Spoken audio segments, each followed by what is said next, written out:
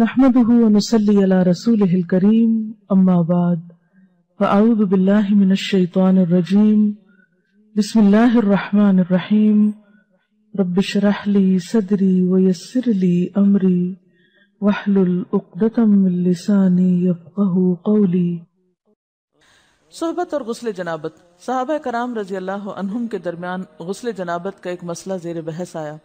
ایک گروہ کہتا تھا کہ غسل صرف دخول پہ فرض ہو جاتا ہے، انزال شرط نہیں، یعنی واٹر ڈسچارج جو ہے وہ ضروری نہیں۔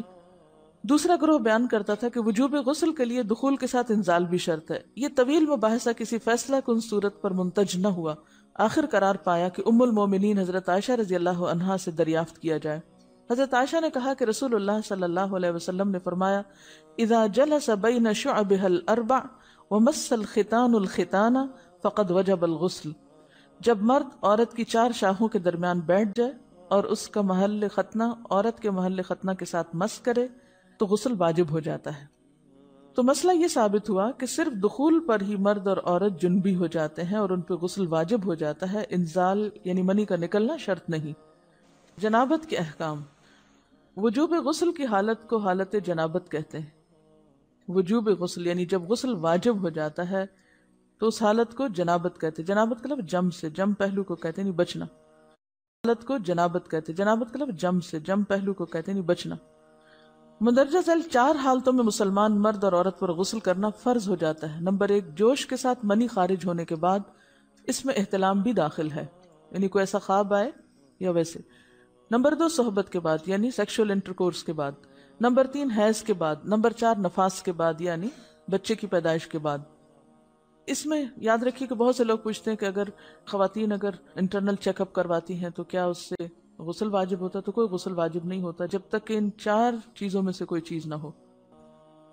آپ نے غور کیا ہوگا کہ طہارت کے مسائل بہت تفصیل کے ساتھ اور اپنے اندر بہت ڈیٹیلز رکھتے ہیں، اور بہت سے موضوعات ایسے ہیں کہ جو انسان کی ظاہری زندگی نہیں بلکہ اس کی نجی اور ذاتی زندگی سے متعلق بھی ہیں، لیکن اس طرح پبلکلی ان کو پڑھانا اور ان کو سکھانا یہ بھی ایک ضرورت ہے، کیونکہ آپ صلی اللہ علیہ وسلم نے انصار کی خواتین کی تعریف کی کہ انصار کی خواتین کتنی اچھی ہیں جنہیں حیا دین کا علم حاصل کرنے سے نہیں روکتا۔ تو سوال یہ پیدا ہوتا ہے کہ آخر اتنی تفصیلات کیوں؟ اور بعض لوگ اس کو ناپسندیدہ قرار دیتے ہیں، تو ایسا کرنا ناسمجھی کی علامت ہے۔ ہم دیکھتے ہیں کہ انسان اگر اللہ کے بتائے ہوئے طریقے کے مطابق زندگی بسر کرتا ہے تو اس میں خیر ہی خیر ہے، اور وہ صرف خیر اس کی اپنی ذات تک نہیں رہتی، بعض اوقات دوسروں کی بھلائی کا ذریعہ بھی بن جاتی۔ عورت کو بھی احتلام ہوتا ہے۔ ام المومنین حضرت سلمہ رضی اللہ عنہا روایت کرتی ہیں کہ حضرت ام سلیم نے رسول اللہ صلی اللہ علیہ وسلم سے کہا، اے اللہ کے رسول، یقیناً اللہ حق سے نہیں شرماتا، یعنی حق بات اور ایک ضروری بات جو ہے اس کو واضح کرنا ضروری ہوتا ہے، اور اس معاملے میں شرم سے کام نہیں لینا چاہیے، کہیں ایسا نہ ہو کہ انسان انجانے میں غلط کام کرتا رہے۔ تو یہ کہہ کر انہوں نے مسئلہ پوچھا، کیا عورت پر غسل ہے جبکہ اس کو احتلام ہو؟ آپ نے فرمایا ہاں، لیکن جب پانی کا نشان دیکھے یعنی منی دیکھے۔ اس پر حضرت ام سلمہ نے شرم سے منہ چھپا لیا اور عرض کیا، اے اللہ کے رسول، کیا عورت کو بھی احتلام ہوتا ہے؟ آپ نے فرمایا ہاں ہوتا ہے، تیرا داہنا ہاتھ خاک آلود ہو، یعنی یہ ایک پیار کی ڈانٹ تھی۔ اور اس میں ہو سکتا ہے کہ مزاج کا فرق ہو، بعض خواتین کے ساتھ ایسا نہ ہو اور بعض کے ساتھ ایسا ہو، لیکن اس میں جو اصل چیز ہے وہ ایکسیسو واٹر ڈسچارج ہے۔ اس میں کہیں ایسا نہ ہو کہ لیکوریا وغیرہ کے ساتھ اس کو ریلیٹ کر دیا جائے، دونوں چیزوں میں فرق ہے۔ اور احتلام جو ہے وہ سوتے وقت ہوتا ہے، یعنی سو کر اٹھنے پر اگر انسان اپنے کپڑوں پر زیادہ ڈسچارج دیکھے، خواہ کوئی خواب یا کوئی فیلنگ یاد نہ بھی ہو، تو پھر غسل کرنا ضروری۔ معلوم ہوا کہ عورت یا مرد نیند سے اٹھ کر اگر تری یعنی نشان منی دیکھیں تو یہ احتلام کی علامت ہے، لہٰذا ان پر غسل کرنا فرض ہو جاتا ہے۔ اور اگر احتلام کی کیفیت انہیں یاد ہو لیکن نشان نہ پائیں، یعنی خواب یاد ہے لیکن کوئی سامنے علامت نہیں، تو غسل فرض نہیں ہوگا۔ ایسی صورت میں شک کی ضرورت نہیں ہے کہ نہیں وہ میں نے خواب دیکھا اور مجھے خواب بالکل صحیح یاد ہے تو مجھے نہانا چاہیے، نہیں، محض خواب پر نہیں نہایا جائے گا جب تک کہ فزیکلی کوئی ایسی چیز سامنے دیکھی نہ جائے۔ حضرت ام سلمہ روایت کرتی ہیں کہ میں نے کہا اے اللہ کے رسول صلی اللہ علیہ وسلم، میں اپنے سر کے بال خوب مضبوط گونتی ہوں، کیا میں انہیں غسل جنابت کے وقت کھولا کروں؟ آپ نے فرمایا ان کا کھولنا ضروری نہیں، تیرے لیے یہی کافی ہے کہ 3 لپ پانی اپنے سر پر ڈالے، پھر اپنے سارے بدن پر پانی بہائے، پس تو پاک ہو جائے گی۔ یعنی بالوں کی جڑیں بھیگنا، سکن بھیگنا ضروری ہے، سارے بال کھولنا ضروری نہیں ہے۔ جنبی کے بالوں کا مسئلہ، حضرت عائشہ کو خبر ملی کہ حضرت عبداللہ ابن عمرو عورتوں کو غسل جنابت کے لیے بال کھولنے کا حکم دیتے ہیں۔ فرمانے لگی ابن عمرو پر تعجب ہے، انہوں نے عورتوں کو تکلیف میں ڈال دیا، وہ انہیں سر منڈوانے کا حکم کیوں نہیں دے دیتے؟ یہ حضرت عائشہ کی ڈانٹ تھی، یعنی وہ یہ تو کہنے کہ عورتیں بال کھول کھول کے نہائیں، تو وہ پھر سیدھا یہی کہیں کہ عورتیں بال منڈوا لیں۔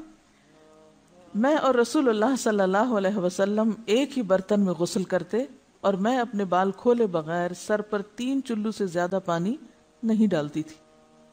معلوم ہوا کہ غسل جنابت کے لیے بال کھولنے کی ضرورت نہیں، مگر یہ حکم صرف غسل جنابت کا ہے، غسل حیض کے لیے بالوں کا کھولنا ضروری ہے، کیونکہ وہ مہینے میں ایک دفعہ ہے۔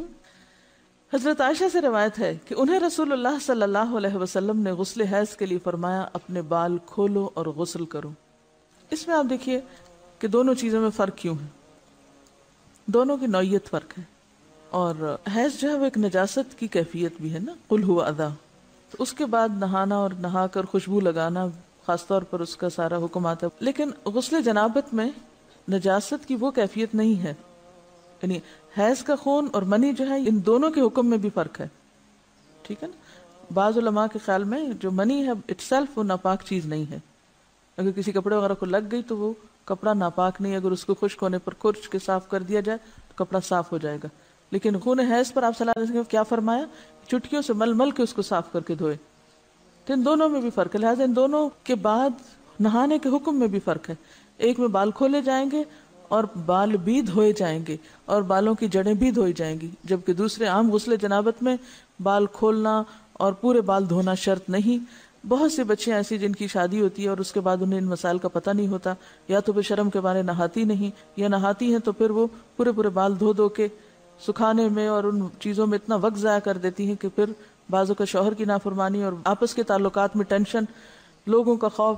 تو اگر دین کا صحیح مسئلہ پتہ ہو تو انسان ان تمام مشقتوں سے بچ جاتا ہے اور ایک نارمل روٹین کی لائف گزار سکتا ہے۔ اس میں کیا صرف 3 کپ پانی، 3 لپ پانی، یعنی 3 دفعہ کیوں کہ اگر ایک دفعہ ڈالنے سے پوری طرح نہیں بھیگا تو آپ یہ بھی کر سکتے ٹیپ کے آگے سر کر کے تو ساری اسکن جو ہے سر کی اس کو آپ گیلا کر لیں، پیچھے سے بال جو ہیں اگر لمبے ہیں تو ان کو ایک طرف کر دیں تاکہ پورے بال نہ دھونے پڑے، نہ سکھانے پڑے اور نہ خشک کرنے پڑے، اور باقی جسم پہ پانی بہا لیں۔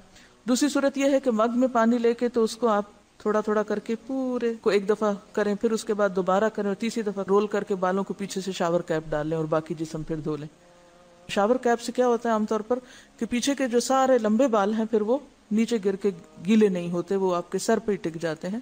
تو سر کی اسکن دھوئیں اور بالوں کو جوڑے کی شکل میں باندھ کے اوپر شاور کیپ پہن کے پھر باقی جسم کو اچھی طرح دھو لیں۔